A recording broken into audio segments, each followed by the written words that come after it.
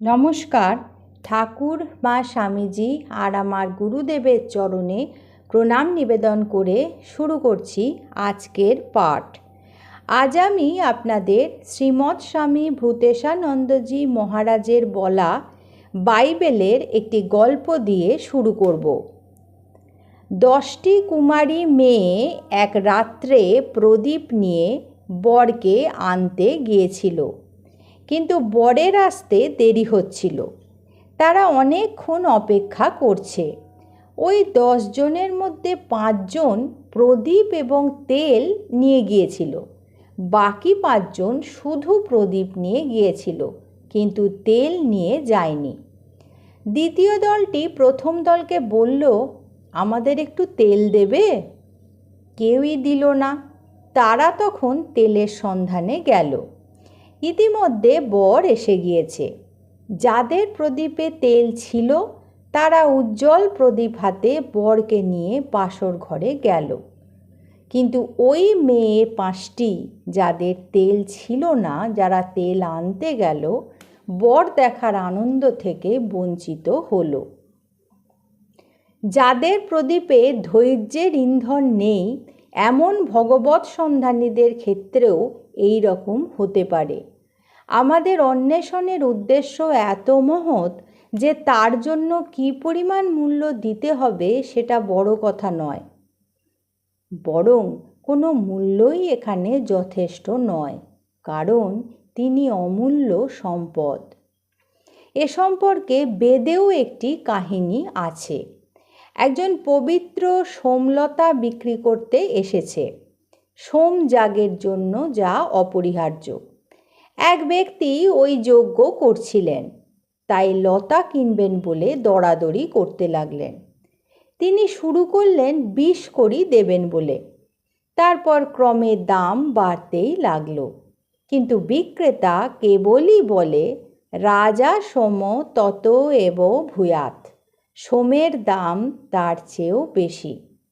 যজ্ঞকারী তাঁর সর্বস্ব দিয়ে কিনতে চাইলেও ওই একই সংক্ষিপ্ত উত্তর পেল।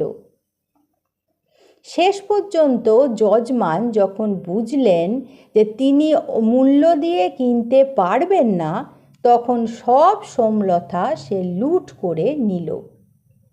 এই একই ভাব ভাগবতে সুন্দরভাবে ব্যক্ত হয়েছে। বালক কৃষ্ণের দুষ্টুমিতে প্রতিবেশীরা অতৃষ্ট হয়ে উঠেছিল। তারা অনেক অভিযোগ নিয়ে এসেছিল মাতা যশোদার কাছে। ফলে যশোদা কৃষ্ণের ওপর রুষ্ট হয়েছিলেন। তিনি ঠিক করলেন কৃষ্ণকে বেঁধে রাখবেন। গোয়ালার বাড়িতে দড়ির অভাব নেই। একটা দড়ি দিয়ে কৃষ্ণকে বাঁধতে গিয়ে দড়িটা 2 আঙুল ছোট হয়ে গেল। তখন আরও একটু দড়ি জুড়ে নিলেন, কিন্তু তবু 2 আঙুল কম পড়ল। তখন বাড়িতে যত দড়ি ছিল আনা হলো কৃষ্ণকে বাঁধবার জন্য, কিন্তু তবুও সেই 2 আঙুল কম পড়েই রইল। যশোদা কৃষ্ণকে ধরতে হাঁপিয়ে উঠলেন। শেষকালে আর পেরে উঠলেন না। ক্লান্ত হয়ে কৃষ্ণকে বাঁধার আশা ছেড়ে দিলেন। তখন কৃষ্ণ নিজেই এসে ধরা দিলেন। এর তাৎপর্য হলো, আমরা যথাসাধ্য সাধনা করেও ভগবানকে লাভ করতে পারি না। তাঁর দয়া হলে তবেই তিনি ধরা দেবেন। যখন তাঁর কাছে পরিপূর্ণ আত্মসমর্পণ করে তাঁর কৃপার উপর নির্ভর করে থাকতে পারব, তখনই আমাদের সব সাধনা সম্পূর্ণতা লাভ করবে। আমাদের গুরুদেব সুন্দর গল্পের মাধ্যমে আমাদের এই ঘটনাগুলিকে বুঝিয়ে দিয়েছেন। এবার আমি আপনাদের বলবো স্বামী ভূতেশানন্দজি মহারাজের বলা ঠাকুরের পার্ষদদের সম্বন্ধে কিছু কথা। মহারাজ বলছেন রাখাল মহারাজ সম্পর্কে। মহারাজ ছিলেন ধনীর সন্তান। তিনি আজন্মা বিলাসে লালিত। ঠাকুরের কাছেও তিনি অতি যত্নে বড় হয়ে উঠেছেন, কিন্তু পরে কঠোর তপস্যায় মগ্ন হয়েছেন। নানা জায়গায় তপস্যায় কাটিয়েছেন। বৃন্দাবনের কাছে কুসুম সরোবর আছে, সেখানে কারো কিছু থাকলে চোর ডাকাতের হাতে প্রাণ যেত। কারো কাছে একটা কম্বল থাকলেও চোরে এসে নিয়ে যেত। সেখানে ছেঁড়া কাঁথা গায়ে দিয়ে তিনি শীত কাটাতেন, যা চোরেও নেবে না। আর ভিক্ষার জন্য পাওয়া যেত শুধু রুটি, তাই জলে ভিজিয়ে নরম করে তিনি খেতেন। দিনান্তে এই ভোজন আর বাকি সময় ধ্যান যজ্ঞে, ধ্যান জপে কাটিয়ে দিতেন। তিনি আর স্বামী তুলিয়ানন্দজি একসঙ্গে তপস্যায় ছিলেন। যে ঘরে মহারাজ থাকতেন সেই ঘর আমরা পরে দেখে এসেছি।